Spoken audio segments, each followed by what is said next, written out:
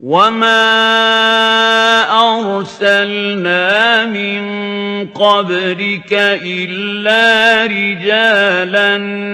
نوحي إليهم فاسألوا أهل الذكر إن كنتم لا تعلمون بالبينات والزبر وأنزلنا إليك الذكر لتبين للناس ما نزل إليهم ولعلهم يتفكرون. الحمد لله والصلاة والسلام على رسول الله وعلى آله وصحبه وسلم تسليما كثيرا. السلام عليكم. عليكم السلام ورحمة الله. soo dhawow. waan dhaw walaal ma santiin sheekh waxa weydiin lahaa sheekh waa maxay horta salafiya be salafiyadu xisbi miya sidoo kale waxa la yiraahdaa salafiyiintu waxay caayaan muslimiinta kale ka nabad gelin arrintaana ma jirtaa su'aasha saddexaad weydiin lahaa sheekh iyaduna waxay tahay sheekh takfiirka ama gaalaysiinta muslimiinta maanta la gaalaysiiyo marka inta dhiigooda la xaashado marka dambana la qarxinayo ama si kaleba loo dilayo asalkooda waxa uu ka soo jeedaa fiirka waana mahadsantihiin. Assalaamu calaykum. inta ay sheekh inoo soo socdaan teleefanadaasi bal aynu labada su-aalood ee aynu soo weydiiyey soo hadluhu aynu ku bilaabano ay ahaa waa maxay salafiya السلفية كلها كلمة عربية أصلها waxay ka soo jeedaa كلمة السلف marka salafku waa salaf luqa ahaan ama عربي ahaan macnaheedu wuxuu noqonayaa wixii horeeyay cid kasto marka ka horeysay salaf baa la yiraahdaa aabayaasha awiyada qurunti ka horeyso dhan salaf baa la yiraahdaa وفجعلناهم سلفا ومثلا للآخرين القرآن ku soo aroortay waxaanu ka dhignay kuwa horeeyay tusaalaan oo ah kuwa dambeeyay nabiguna alayhi salaatu wasalaam inantiisi Faatima radiyallahu anha wakii ku yiri markii geeridiisa markaa uu sheegay arinta noocaas ay ka murugootay ni'ma salafu ana laki ana inaan anu kaasi horeeyo oo qof ka horeeya aan noqdo ceelyo ku noqda ayaa aad iyo aad u fiican tahay ama se ay u wanaagsan tahay marka luqaha waa sidaas cidii horeysay ama xumaanaha loo horeeyaan ama wanaagi ayaa salaf la dhahdaa laakiin kelmadan marka diin ahaan loo isticmaalayo شريعة دحية اللي شيء السلف وحلوجة كذا السلف الصالح السلف الصالح وايو ودتك هرية وناقل هرية ضد سنة وصدح لقرني النبي عليه الصلاة والسلام وأمانة ويري خير الناس قرني ثم الذين يلونهم ثم الذين يلونهم ضدك وحبو خير بدن وقرني جنشوجة وحكو حجة كو حجة وحكو حجة كو حجة وصدح لقرني والصحابة الرسول رضوان الله عليهم iyo taabiciintii wanaaga ku raacay iyo atbaacu taabiciin oo ku taabiciinta iyaguna soo gaadhay waa saddexda qarni oo umada inteeda kale diin ahaan cilmi ahaan iyo amal ahaan iyo toosnaan ahaan intaba uga khayr badnaa horta salafka la sheegay waa kuwa salafkana waxa uu horeeya nabi maxamed alayhi salaatu wasalaam saxaabadiisa ayaa ku xiga saddexda qarni ee fadliga badnaa kuwaas ayaa salaf la dhahdaa السلفيه haddaad maqashana macnaheedu waa سلف سلفي هدي قف كله سلف راعي سلفية هو سلف راعي سلف كيل راعه wax kala ma hadii la soo ururiyo waa in la raaco rasuulka kaleey salaatu wasalaam iyo saxaabadiisa ku wanaag ku raacay oo lagu raaco cilmiga oo cilmiga qofku uu baranayo dadkana uu baraya cilmigoodii uu noqdo oo cilmiye kale oo de mar dambe soo baxay hadana diin lagu sheegayo qofka aanu cilmi ka dhigan oo aqeedada lagu raaco intii iyagu ay aaminsanayeen qofku uu aamino oo lagu raaco cibaadada oo qofku cibaadada iyaga uu kaga daydo inta ay ku cibaadaysteen inuu ku cibaadaysto oo iyaga lagu raaco akhlaaqiyadka dhaqanka wanaagsan iyo muamalaadka in iyaga lagaga daydo jihaadka nabiga kaleey salaatu wasalaam uu jihaadka loo keenay way khilaafsanaa la sameeyay in dacwada lagaga daydo nabiga kaleey salaatu wasalaam dadka wuxuu ugu yeeray loogu yeero wuxuu uga yeerayna looga yeero dadka wixii nabiga kaleey salaatu wasalaam dacwadii yeermada ku bilaabayna in lagu bilaabo waa intaasi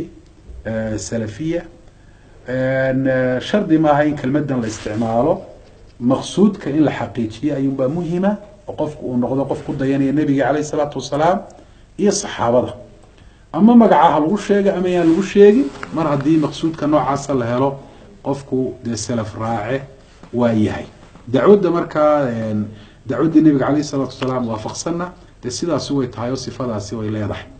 arrinta ku saabsan markaa salafiyadu xisbi miyay tahay maya xisbi maaha xisbiyadu waxay leeyihiin suuro la yaqaan oo sida dowladahan dee jiro oo kale madaxweyney leeyihiin waxay leeyihiin wasiiro ka hooseeya waxay leeyihiin ajadayaal iyo barnaamijyo la rabo in kursi iyo madaxtinimo lagu gaadho mar dagaal loo galo iyo mar siyaasad waxa weeyaan loo maraba laakiin salafiya waa in salafkii la raaco dadkana loogu yeedho inay salafkii raacaan cilmigii iyo khayrkii nebi maxamed laga dhaxlay dadka in la baro nebi maxamed calayhi salaatu wasalaam dadka wuxuu uga digayna in looga digo waa intaasi weeye wax kale oo qarsoon oo weheliyaana ma jiraan tacayda ku saabsan cayd waa xaaraan nebigu calayhi salaatu wasalaam wuxuu uhi sibaabu lmuslim fusuuq wa qitaalu kufr muslimka in la caayo waa faasiqnimo in loola dagaalamaana waa dhaqan gaaleed nabigeenuna calayhi salaatu wasalaam waxaa loo yaqaano markaa cayda aada iyo aad ayuu uga digay oo de waa kaa faasiqnimo ku sheegay nebiguna aada buu uga fogaa isaga iyo saxaabadiisa iyo dadka aynu leenahay ha lagu daydo laakiin dadku labay isku khaldaan in la idhaahdo waxaas waa khalad oo diinta khalad buu ku yahay oo tusaalehaan waxaas waa shirki oo aayadana u daliila waxaasi waa bidco oo xadiidka nebiga calayhi salaatu wasalaam baa u daliila waxaasi waa xaaraan oo aayadana tusisay ama xadiidka nebiga calayhi salaatu wasalaam qofkaasi wadada uu ku socdaa wadadii saxda ahayd maaha waa wado khaldan iyadoo isaga laftiisana la baraarujinayo dadkana khaladkiisa looga digayo waxaa laga yaabaa dadka qaarkood inay taacay ku sheegaan taasina cay maaha oo wax qur-aanka ku sugan oo xadiidka nebiga calayhi salaatu wasalaam ku sugan oo saxaabadii iyo culamaa lislaam weligoodba ay samayn jireen waana mid kamida alamru macruuf nahy can lmunkar wanaag farista iyo xumaan reebista mid kamida weeye waana mid maqsuudkii ujeedada laga leeyahay tahay in muslimka khaldamay la saxo la toosiyo ila haddii khaladkiisa looga aamuso lagu eego uu kusii soconayaaye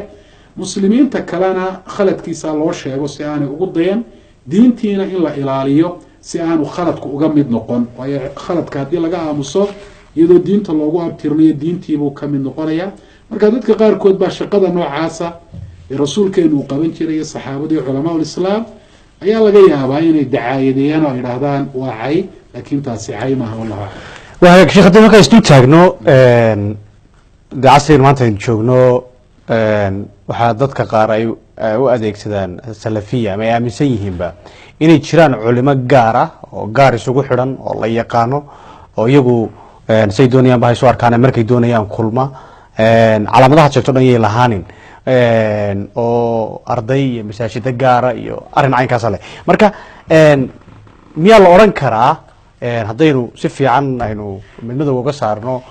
maadaama culimo gaara lagu yaqaano dhado culimadaasa salafiyiina kuwaasina waa ciddaa kale miyaa la odhan karaa innaba way soo gelayaan calaamadihii ay ururnimadu amase xisbinimadu yeelanaysay waxaa loo yaqaano marka xisbinimadu saynu sheegnay awalan waa muuqaalkaasi aanu sheegnay ayay leedahay waxaa kaloo iyadoona dee xisbinimo noqon karta in qofku u tacasubo u qabyaaladeeyo waxaan xaq ahayn ama cid xaq darro wax weyn ugu qabyaaladeeyo ama sheekh ha noqdo ama culimo ha noqdo ama qabiil ha noqdo ama deegaan ha noqdo ama midab ama af ha noqde qadiyadda markaa ku saabsan culimo gaara oo arday gaara leh oo masaajidiyo maraakiis gaara leh ta muhimkii waxa weeye ay tahay in la isweydiiyana maxaa isku xidhay waxaa isku xidhay haddii ay tahay dadka kale ay iskaga xigsanayaan xisbinimo oo ay leeyihin anagu urur hebel baanu nahay oo ciddii ururkaas soo gasha annaga naga mida ciddii ururkaas dibadda ka ahina annaga naga mid maaha taasi waa xisbinimada aynu ummadda uga digayno leana ummadda ayay kala geenaysaa laakiin waxaa isku xidhay hadduu yahay manhajkii iyo waddadii xaqa ahayd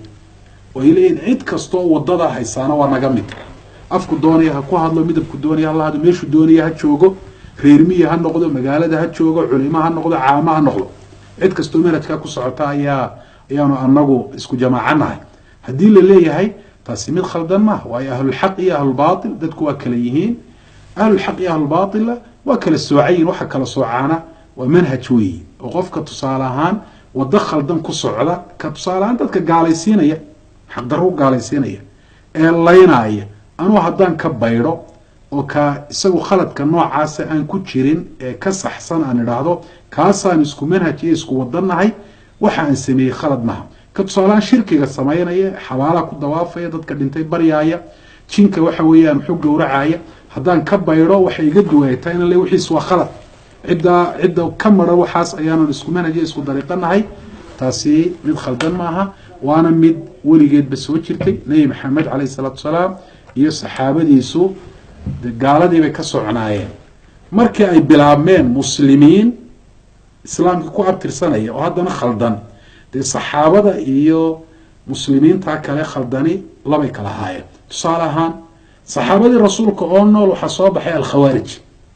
firqadii u horreysay ee islaam ku abtirsata ee soo baxday ee haddana islaamkii siduu haan u qaadan ee faham ahaan iyo camal ahaanba khilaaftay ahayd saxaabadu may odhan haddaanu nidhaahno khawaarijtii anagu labaanu kala nahay xisbi baanu noqonaynaa may odhan bal saxaabadu manhajkii wadadii saxda ahayd bay haysteen khawaarijtuna gooniba uga baxsanayd waa kii u tegay cabdullahi ibnu cabaas radi allahu canhu ee la dooday xujooyinka uu sheegay waxaa ka mid ah haulaai asxaabu rasuulillah walaysa fiikum minhum axad waa kuwa saxaabadii rasuulku qof saxaabadii ka midana idinkaydu kuma jiro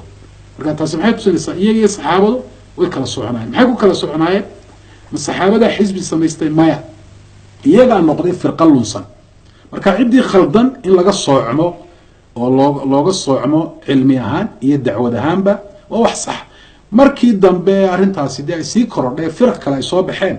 dadkii sunnihii nebiga calayhi salaatu wasalaam iyo waddadiisii hayay sidaas ayuunbay u soconaayeen oo culimo gaara oo la yaqaan oo sunnaha lagu yaqaan iyo manhajka saxda arday wax ka barata sidaas ayuunbay usoo jirtay ilaa waktigeena waxa weeyaan laga soo gaadho laakiin taasi maaha mid xisbinimo khaldan maaha xisbinimada khaldan waata in muslimiinta uga digayno waa in muslimiintii ururo laga dhex sameeyo iminka haddii dadka ururada samaystay la weydiiyo maxaad dadkan ku kala duwantihin ururnimo mooyaane wax kaloo ay sheegayaan ma jirto laakiin qofka manhaj salaf ku baaqaya haddii la dhahdo adiga iyo qolahaas maxaad ku kala duwantihin wuxuu odhanayaa manhaj baan ku kala duwanay anugu tanaan diintanaan sax u arkaa wadadanaan sax u arkaa nebigii calayhi salatu wasalaam saxaabadaan kaga dayanaya ciddaana wax aan kaga duwaneen kaga soocmay waxa weeye wadada ay ku socdaan ayaanu arkaa wadda aan sax ahayn oo khaldan iyagana waan uga yeedhaya muslimiintana waan uga digaya farqigaasina waa jira waay takfiirka asalkoodu xaguu ka soo jeedaa ayuu ina weydiiyey su-aashii kale takfiir horta macnihiisu waxa weeyaan in qof lagu xukumo marka hore muslim ahaa inuu gaaloobay marka arrinta noocaasi de haddii ay cilmi ku dhisan tahay oo qofkaasi uu sameeyey wax gaalnimo ah oo inay gaalnimo tahay qur-aanku uu ku cad yahay ama xadiiska nebigu calayhi salaatu wasalaam culamaa ulislaamna ay isku waafaqeen isla markaa qofka gaarka ee la xukumayana la ogaaday shuruuddii lagu xukumi lahaa in laga helay waxyaabihii in la gaalaysiiyo diidi lahaana inuu ka maran yahay oo tusaalehaan qofku waxaa dhici karta inuu gaalnimo ku hadlo ama uu sameeyo jahli awgii lama gaalaysiin karo ilaa jahligaa laga biinayo oo arrintaa aqoon ahaan loo gaadhsiinayo waxaa dhici karta qofku inuu sidanba sax mooday oo aayad si khaldan uu fahmay ama xadiid nebi isna wuxuu u baahan yahay in fahamka loo saxo horteed lama gaalaysiin karo waxaa dhici karta qofkani inuu yahay qof la khasbay oo waxaan gaalnimada inuu ku hadlo ama inuu sameeyo lagu khasbay isna lama gaalaysiin karo qur-aanka ayaaba lagu sheegay ilaa man ukriha waqalbuhu mutmainu biliimaan waxaa dhici karta qofkani inuu waalay inuu yaryahay weli aanu qaan gaadhin inuu halmaamay oo tusaale ahaan hadalkan gaalnimada oo ku dhawaaqay inuu yidhaahdaba aanu doonahaynba oo aanu u qastin sida ninkii farxaddu intay ka badatay yidhi allahuma anta cabdi wa ana rabbuk wuxuu doonay inuu idhaahdo ilaahay o addoonkaagii baa adna rabbigay baa tahay markaasuu isweydaariye wuxuu yihi ilaahayow addoonkaygii baa tahay ana rabbigaabaan nebigu wuxu yihi calayhi salatu wasalaam akhta min shiddati alfarx farxad ka badatay awgeed buu gefayoo uu halmaamo hadal kale uu yidhi marka haddii sidaasi ay tahay oo gaalaysiintu ay tahay mid cilmiga noocaasa ku dhisan dee waa gaalaysiin saxa oo sharci ah waxaana samayn kara dadka culimada ah ee kala garanaya maxaa gaalnimo maxaase aan gaalnimo ahayn isla markaa qofkan gaalnimada sameeyey ama ku hadlay shuruuddii lagu gaalaysiin lama laga helay mise lagama helin ee maaha baab cid waliba ay iska geli karto waa baab aada iyo aada u culus haddii ay tahay gaalaysiintu mid ku dhisan jahli xamaasad caadifad ku dhisan ama ku dhisan qabyaalad iyo tacasub oo aan ku dhisnayn cilmi iyo aqoon iyo shuruud iyo qawaacid shareecada kusoo arorto la ilaaliyo taasi waa mid aan iyadu banaaneen waana ta shareecadu ay ka digtay nabigu alayhi salaatu wasalaam uu yihi man qaala liakhihi ya kaafir fain kaana kama qaalu ilaa xaarat caleyh qofka walaalkii ku idhaahda gaal yahow haddii sidaasi uu yahay dee isagaa la guryo hoyar haddii kale isaga ayay kusoo noqonaysaa marka gaalnimada xaqdarada ah ee jahliga iyo caadifada iyo xamaaska ku dhisan dadkii lagu gaalaysiinaya waxaan gaalnimada aan ahayn marka horeba sida in gaal wax laga iibsado ama laga iibiyo ama wax laga amaahdo oo dee dhab ahaana miduu nebi maxamed ba alayh salatu wasalaam uu samayn jiray oo la dhahaa taasi waa muwaalaat lkufaar ama dowlad islaam iyo dowlad gaalaad tusaale ahaan inuu xidhiid dhex maro xagga nabadgelyada ku saabsan oo maslaxad muslimiinta u arkeen ama ku saabsan xagga dhaqaalaha oo in markaa lagu gaalaysiiyo qofkii waxaan gaalnimoba aan ahayn waa gaalaysiin ama takfiir xaqdarraa ama qofkii oo gaalnimo ku dhacay iyadoon la eegin shuruuddii shareecada ay u dejisay iyo qawaaciddii ay tidhaha loo raaco in markiiba la gaalaysiiyo dusha laga saaro waxaana takfiirka noocaasi uu kasoo jeeda asalan khawaarijta oo ahayd firqadii koobaad ee saxaabadii rasuulka oo nool soo baxay ee gaalaysiinta ka bilaabay saxaabadii rasuulka ridwaanullahi caleyh nebiguna wuxuu sheegay calayhi salaatu wasalaam inay iska daba imanayaan ilaa qoladooda u dambaysa masiixu dajaal uu kasoo dhex baxa masiixu dajaal wuxuu soo baxaya isagoo khawaarijta ka mida kadib wuxuu sheeganaya nebinimo haddana wuxuu ga guurayaa ilaahnimo inuu sheego waa dajaal cawar ka dadkeena waxa weeyaan ay u yaqaaniin marka way jirayaan waktigaasoo qura arrinkooda kuma koobnayn calaamadooda u weyn waxaa kamid ah inay muslimiinta gaalaysiiyaan oo xaqdarra ay ku gaalaysiiyaan dhiigoodana waxa inay xalaashadaan markaa takfiirka xaqdarrada ay qoladaas kasoo jeeda wallahu aclam waay khadadka teleefanada hallo asalaamu calaykum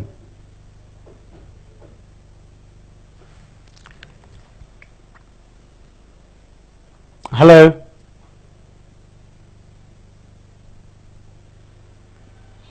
ha hallo السلام عليكم. عليكم السلام ورحمة الله وبركاته. صباح وجينا. صلاة الجمعة مثلون كل ساعة. صلاة الجمعة؟ مثلون كل ساعة. ممكن تقول كلام. أدفع شيء. أو أوكي سحوي واي. خدك حاجة؟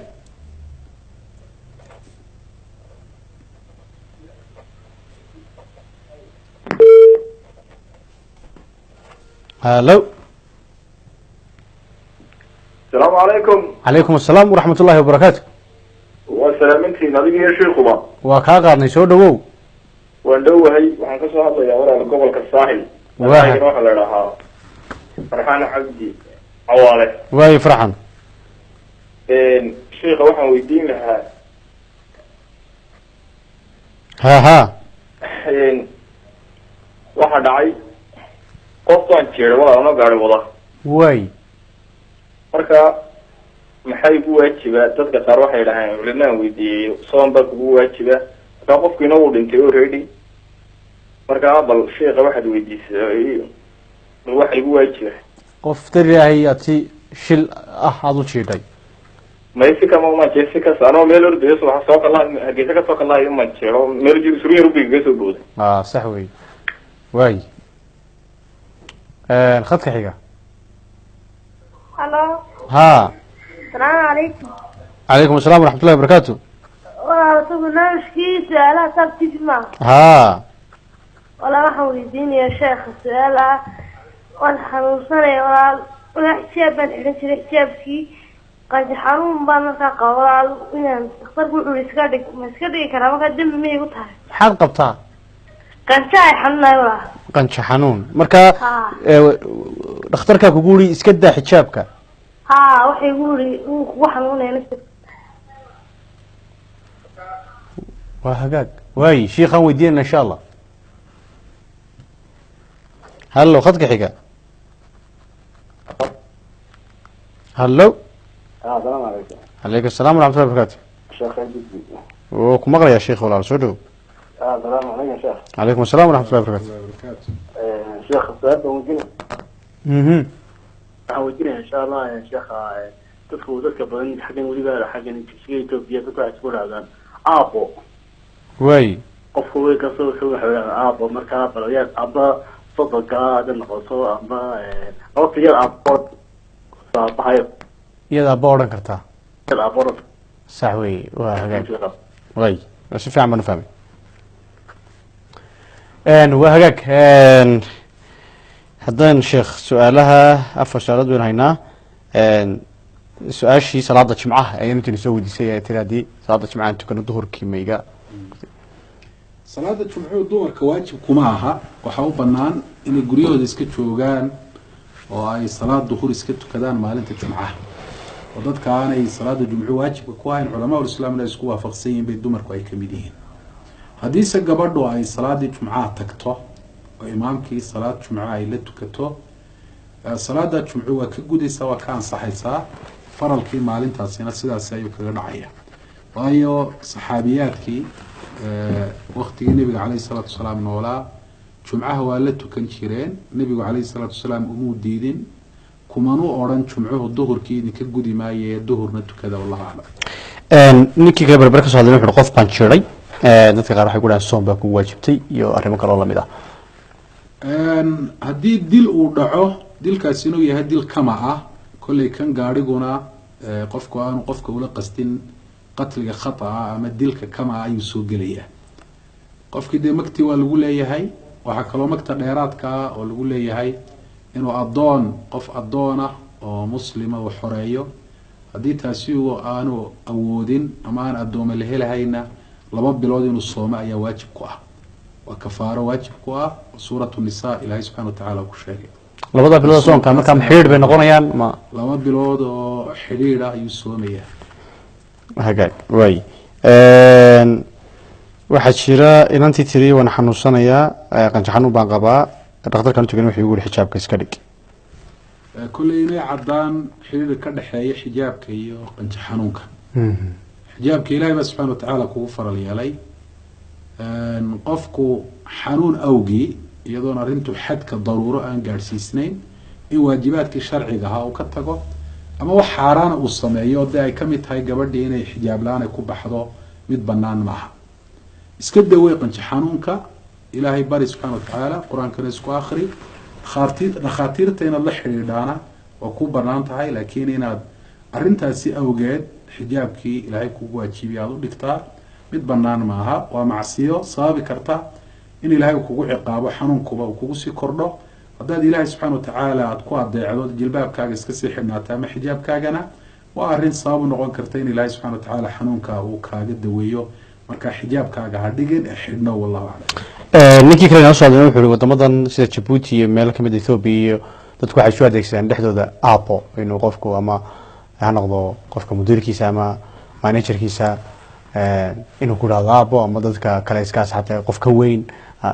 waa si kalmad caadi ah oo ay bulshadu dhexdeeda istiraahdo marka horta iyo qofku apo oran kara si aabanimadaas ay dadkaasi soo dhanayaan xalkeedu sidoo noqonaya laba waji bay yeelanaysa wajiga koowaad wuxuu yahay hadduu qofka ku abtirsanayo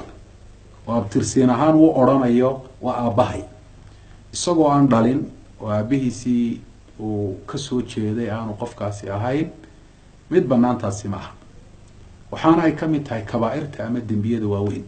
ee nebigu calayhi salaatu wasalaam wuxuu yihi man intasaba ilaa gayri abiihi faqad kafar qofka ku abtirsada qof aan aabbihii aan ahayn wuxuu yeeshay dhaqankii gaalada kafara maaha macnaheedu diintiibuu ka baxay oo u gaaloobay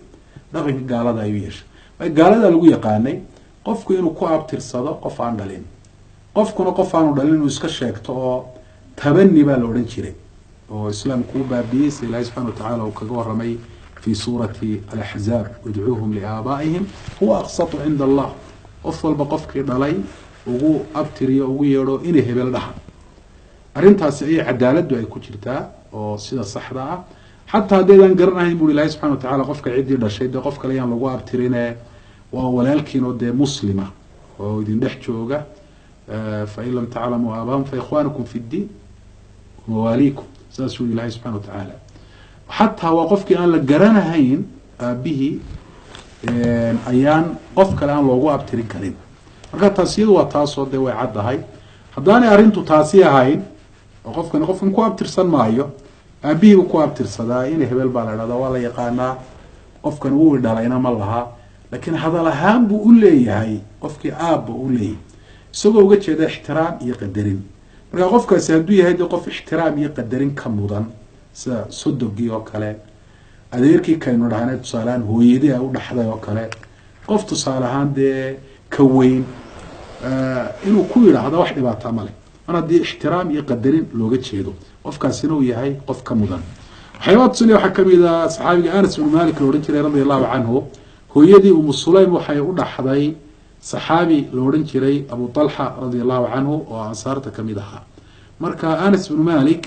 mararka qaarkood way dhacday abu talxa oo dee aabihii dhalay aan ahayn isagoon ku abtirsanahayna dee anas ina malik la odhanayo oo aabihii loogu abtirinayo in waxa weeyaan aabba uu ku tilmaamay uu yihi qaala lii abi abu talxa isagoo ixtiraam iyo qadarin uga jeeda marka taasi waa taas qofkan haddaanu ahayn qof ixtiraam iyo qadarin dee aan tusaale ahaan aan mudnayn hadduu yahay qofkani qof ixtiraam iyo qadarin kaa mudan maaha waaba qof adiga kaa hooseeya tusaale ahaan de ahaan waa kaa yaryahay ama waa qof kula mida in kelmadaa la iskaga isticmaala maaha oo aabba la iska idhaahdo waxay dhali kartaa taasi ilay ixtiraam iyo qadarin hadda inaan looga jeedin waa la arkaabe inay iska fududaato in dadka qaarkood aabayaashood cidahan ay ku abtirsadaan taasoo aata shareecadu ay diiday ay la dagaalantay sidaas aynu tilmaanay marka waxaan leenahay hadduu ku abtirsanayo waa xaaraan haddii uu qadarin iyo ixtiraam uga jeedo qofkanina uu yahay qoftaasi mudan iyaduna waa jaa-is oo waa banaan tahay haddii aanu qofkan ixtiraam iyo qadarin ka mudnayna waa in la iska daayay iyadoo albaabkaasi aynu iska xidhayn wallahu aclam hagaag waxaan ku dhownahay gunti iyo gabagabadii barnaamijka bal hal su-aal ama aan qofka u dambeeya barnaamijka aan kusoo xidhayno bal aan u baaqo السلام عليكم. calaykum asalaam waraxmat ullahi wabarakatu walaal hal su-aal baan ilaa waan doonayaa inaan sheekha weydiiyo waay saa-il markii hore soo garaacay baan ahay waay su-aashu waxay tahay sheekh cashuur baa la qaadaa waay cashuurta xukunkeedu waa maxay hagaag waay maxaa dhacay boqoladii cashuura ya tale hallo asalaamu calaykum ha su-aashu ma kusoo celiya su-aashaadii waxaad tiri cashuur baa la qaadaa cashuurta xukunkeedu muxuu noqonayaa ha dadkii qaadayay dadkii laga qaadayeyna ha iyaguna ma ku dambaabayaan hadday noqoto weeye xaaraan hadday noqoto ta waay kale dadka dadka qaarkood waxay yidhaahdaan wadaadada qaarkoodba waxay yidhahdaan oo islaamka ku abtisado oo soomaalidu taqaano qaar badan waxay yidhahdaan qofku xor buu u yahay waxa uu samaynayo oo in wixiisa waxa weeye wuxuu doonaha sameeyo qofku xor buu u yahay inaad tiraado waxaas waa khalad waay aad baad umahadsan tahay koley waktiguna nagu gaaban yahay waxaan isku daynaa bal insha allah inaan su-aasha hore ka jawaabna hadii ilahay ka dhigo aad baad umahadsan tahay waa hagaag sheekh su-aasha ah cashuur baa la qaadaa cashuurta xukunkeedu muxuu noqonayaa bal su-aashaas aynu barnaamijkeena kusoo gabagabeyno cashuur baa la qaadaa buu waxaan meel uga jeedno cashuurta dawladda cashuurta dawladda la qaado dabcan nacam cashuurtu kulli waa xoolo dawladdu dadka shicibka ay u taliso ay ka qaadayso marka dawladdu xaalado dadka shicibka ay u taliso ay xoolo ka qaadi karto iyo xaalado aanay ka qaadi karin labaduba waa jiraan haddii dawladdu ay tahay dawlad mustakfiya oo isku filan oo khasnadeeda ay ugu jiraan xoolo ku filan oo ay ku wadi karto hawlihii maamul iyo maareyneed iyo hogaamintii ummadda ay u haysay markaa sekada waxaan ahayn dadka in laga qaadaa waxay noqonaysaa mid aan banaaneyn ilaahay subxana watacaala wuxu uhi walaa taakulu amwaalakum baynakum bilbaatil qofkana xoolihiisa laba xaalood unbaa laga qaadi karaa xaalad ay shareecadu fasaxday isagu yaanu ogolaanba sida sekadii iyo xaalad isagu raalli uu ku yahay oo inuu bixiyo isagu diyaar u yahay labada xaaladood wixii aan ahayn xoolaha qofka laga qaada xoola baatil laga qaaday bay noqonayaan haddii dawladdu aanay dhaqaalaba haysan oo khasnadihii ay maran yihiin ama waxa ku jira uu yahay waxaan ku filayn hawlihii maamul iyo hogaamineed iyo masaalixdii iyo danihii guud ee ummadda ay u qabanaysay markaa dawladdu waa ka qaadi kartaa dadka xoolo ama cashuur ha lagu magacaabo ama magac kale waxa weeyaan ha loo bixiyo iyadoo loo arrinta noocaasi loo daliishanayo adilada guuda markaa ka waramaysa muraacaat lmasaalix alcaama in danaha guud ee ummadda la ilaaliyo dantii guud ee ummadda ilaalinteedii xoolay u baahan tahay xoolihiina dawladdu ma hayso marka dadkii in laga qaadaa mid sharciya ayay noqonaysaa marka waxaan kaloon raacinayaa laba qodob qodobkoodu wuxuu yahay cidda laga qaadaya waa inay noqoto cidda xoola haysato oo ay wax ka go'i karaan oo qof aan isagoo aan waxba bixin karin in lagu culaysiiyo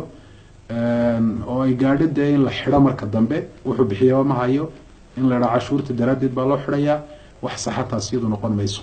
in xataa loo simo maaha cashuurta dawladdu ay u baahan tahay dadka maalqabeenka ee xoolaha haysta iyo qofka wax yar haya oo la idhaahdo waxa weeyaan wax go-an ayuunbaa laga wada qaadaya xataa dadka waa in hayntooda in loo eego weye ila xoolahan qaadistooda dadka in laga qaado baahi dawladii ay u qabto dhaqaale ayaa keenay marka baahidaasi waa in lagu saleeyo dadka awoodooda ee maaha in dadka laga simo oo marka xagga shareecada aynu ka eegayna weye ta kale xoolaha ummadda laga qaaday waxaa baneeyey in laga qaado waa in dantoodii lagu qabanayo iyo masaalixdoodii dawladdii u qabanaysana aanay xoolo kale aanay haynin marka waa in dee wixii looga qaadiyay dadka in lagu fuliyo lagu qabto ولهذا هورنا وينقوجها هذا اللي محمد أو برنامج مسوماس وكسب سنة هلستا أي ليه هاي وحى ومضوا أي ليه هاي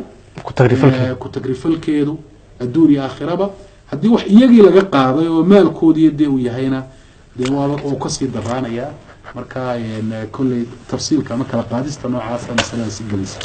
وهاك شيخ آد يا عبد الله حسن تهاي إلى هاي أشري حسن هذا كاسيو لما ندرك نلا صهاد لي أنت داوني سوي حركتين سؤالي هنا لسوي دي يقارب بدون أي سوي ديني ينبا إنه الشيخ وكتشوابي إن شاء الله واحد ندرك تشيرنا أنت نانو سورة قلنا برنامج كعاون قال غيب غاتان برنامج كذا حاجة إن عندنا نلا صحيح رتطان برنامج كنا عاود تسير بسوق بجبيننا أنا جا شيخنا واحد تكتكنا السلام عليكم ورحمة الله وبركاته وتجنب اللفظين إن كليهما ومقال جهم عندنا سيان يا أيها السني خذ بوصيتي واخصص بذلك جملة الإخوان واقبل وصية مشفق متودد واسمع بفهم حاضر يقظان كن في أمورك كلها متوسطا عدلا بلا نقص ولا رجحان واعلم بأن الله رب واحد متنزه عن ثالث أو ثاني الأول المبدي بغير بداية والآخر المفني وليس بفاني وكلامه صفة له وجلاله منه بلا أمد ولا حدثان